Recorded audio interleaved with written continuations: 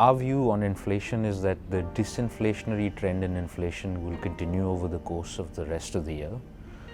We had a major problem in the US and other developed markets last year. For example, headline CPI went to 9%.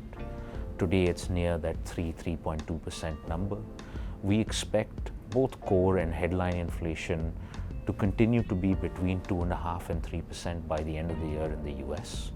This largely means that the inflation problem that the Fed had and the reason it was raising interest rates is sort of behind us. In addition to that, we see that growth in the developed markets is starting to slow down. And with this in mind, we think the Fed is likely to pause at these levels. There may be one more hike this year, unlikely in September, but potentially one in November or December. There's also a chance that it'll be zero. Regardless, we are at the end of the hiking cycle, following which government bonds, given their very attractive valuations, will perform really well going forward. So on the JGBs, we've had an underweight position for the last 6 months, and we continue to hold that underweight position even after the Bank of Japan has allowed for the 10-year to be between 0 and 1%.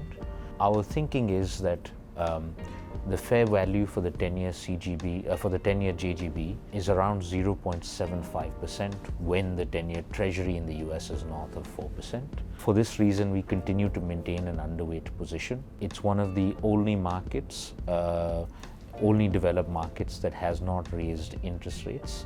And for that reason, we find more value in competing markets where interest rates have already been taken into restrictive territory.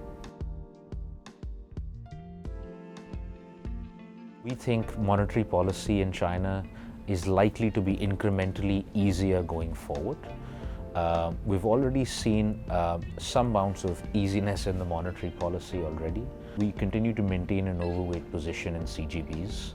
The next 1 to 5 years in China will be slower in terms of GDP growth than, let's say, the years preceding 2015. It is transitioning to be a fundamentally different economy than it was as it moves away from the property sector and invests in sort of high-tech and green sort of sectors. In order to implement this transition, we expect monetary policy to remain easier than it was before. And for that reason, CGBs are an attractive asset to hold in your portfolio.